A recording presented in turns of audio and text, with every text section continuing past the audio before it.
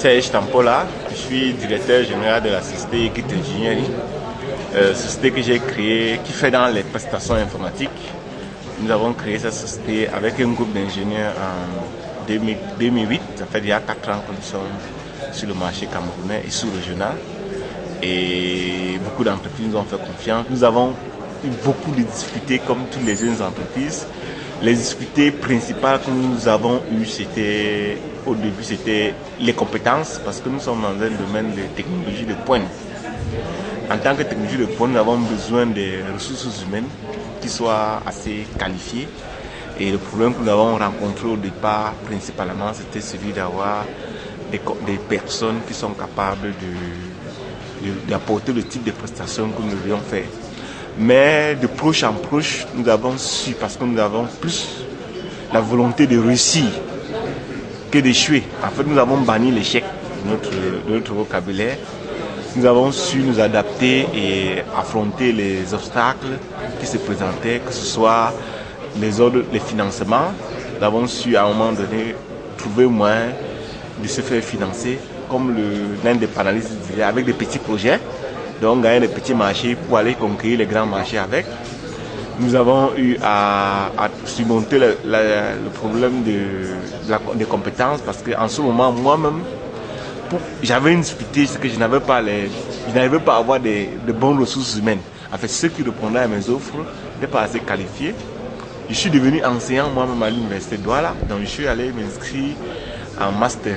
Pas m'inscrire, je suis allé proposer mes services en tant qu'enseignant en master, pour que je puisse sélectionner parmi les étudiants que je formais, ceux que je devais garder. J'ai enseigné à l'université de Douala et à ISMA pendant 2 ans. Ça m'a permis de nouer des relations avec ces 2 instituts. Ça fait qu'après, chaque année, ils m'envoyaient des personnes en stage. J'avais des contacts avec les étudiants, les anciens, les nouveaux, ainsi de suite. Ça a permis que de proche en proche, j'avais déjà résolu le problème des ressources humaines. Ensuite, il a fallu résoudre le problème du marché. Comment il faut gagner le marché. Ça, c'est le problème de comment se faire confiance. Tout le monde demande des références. Je préfère vous dire que notre premier marché, nous l'avons fait gratuitement. C'est-à-dire, on a pris une entreprise qui avait un problème. Il nous concernait les ressources. Et on a réalisé la prestation complètement. Et on a attendu qu'il nous donne ce qu'il pouvait nous donner. Et cette entreprise nous a donné ce qu'il nous pouvait donner. Et entre-temps, avec cette entreprise, on a quasiment fabriqué un fonds de commande. Pour dire qu'il nous avait payé plus que ce qui avait été prévu, juste pour avoir les références. Donc vraiment, on a travaillé pour rien. Et il nous a payé. Et finalement, il nous a même bien payé, mais on n'avait pas de facture. Il a payé le matériel, il nous a fait confiance, mais on a travaillé comme c'était une entreprise. C'est comme ça qu'on a eu notre premier marché. Et ensuite, on a eu d'autres opportunités dans une entreprise de la place, pas si petite, pas si grande, Express Union. Il y avait un appel d'offres pour le logiciel et transfert d'argent. Nous avons postulé. Je suis en concurrence avec les Sud-Africains, les Sénégalais et nous, les Camerounais. Bon, ça a duré, l'appel d'offres a duré presque 6 mois et nous avons été sélectionnés et c'est comme ça qu'on a pu avoir une bouffée de financement pour pouvoir lancer nos activités. Et je pense qu'il faut que nous changeons la perception que nous avons de discuter, surtout dans notre pays. De toute façon, dans tous les pays, il y a des problèmes avec l'entrepreneuriat. Lorsqu'on le suit à la télé tous les jours, j'ai pris l'exemple des jeunes Camerounais, malgré tous les obstacles, toutes les barrières qu'on a mis pour empêcher les jeunes de s'expatrier. Il faut remarquer l'ingéniosité que ces jeunes font, mettre sur pied pour réussir finalement à aller en Europe. Donc ça veut dire qu'en fait, le désir d'arriver en Europe était tellement fort qu'ils ont surmonté tous les obstacles. Donc je pense que ça peut nous inspirer dans le domaine de l'entreprise. Si le désir de réussir en entreprise est aussi grand que cette volonté pour certains jeunes d'aller en Europe, je pense qu'on aura des difficultés, mais on va les surmonter. On va savoir que ce qu'on veut obtenir dépasse largement les petites difficultés qu'on va rencontrer. Que ce soit sur le plan administratif, il y a des lenteurs, que ce soit sur le plan fiscal. Ce n'est pas toujours assez clair la collaboration avec le service des impôts, mais comme on veut réussir, on finit par voir comment collaborer avec eux les gérer et pouvoir être clair avec le service fiscal parce qu'on veut réussir. Je pense que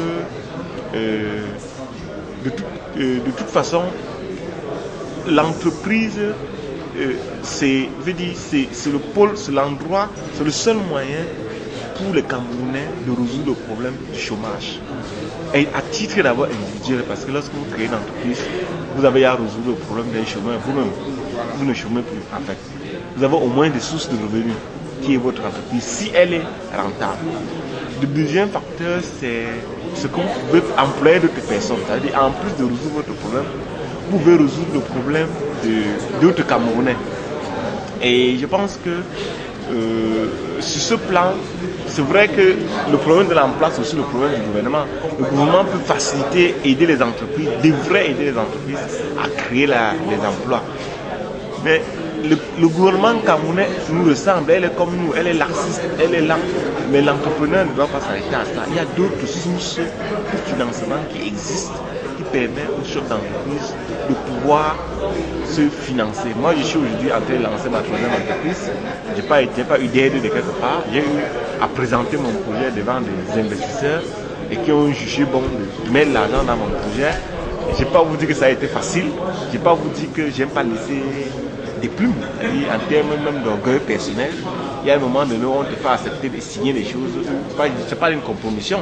Je veux dire, vous croyez que votre entreprise devait fonctionner d'une certaine manière, mais quand vous appelez un associé financier, non, je veux plus que ça fonctionne de cette manière, vous entendez, vous mettez une charte d'actionnariat, ce qui vous acceptez. Donc vous acceptez de vous compromettre, enfin pas de vous compromettre, de faire des compromis sur certains choix que vous avez fait pour pouvoir vous associer. Et quand les gens disent on n'arrive pas associé, en fait c'est que les gens ne veulent pas faire des compromis. Ils veulent qu'on pense comme eux, ils veulent qu'on agisse comme eux. On n'entreprend pas en agissant comme eux. Pour ce qui concerne ces journées particulièrement, moi j'ai découvert SME Toolkit en 2007. J'ai fouillé sur internet lorsque je voulais entreprendre parce qu'il faut faire des recherches. Et juste tombé sur SME Toolkit. J'ai commencé à consommer les produits de SME Toolkit. Mon business plan, mon premier business plan que j'ai rédigé, c'était un modèle de plan d'affaires que j'avais téléchargé sur le site de SME Toolkit, que j'ai repris. J'ai rédigé mon premier plan d'affaires.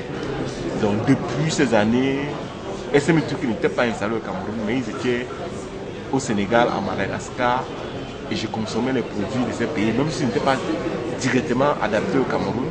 Moi, je peux vous dire qu'en termes de formation, sur le plan marketing, sur le plan d'études de marché, sur le plan même du financement, jusqu'aujourd'hui, mes fichiers de caisse en interne dans mon entreprise que j'utilise pour suivre ma caisse depuis 4 ans, c'est celui qui est proposé sur le site de SME Toolkit. Vous dire quelque part, lorsque c'est installé au Cameroun, je dis, enfin, on va voir ce que je vois ailleurs chez nous. Et je pense que les jeunes entreprises ont intérêt à vraiment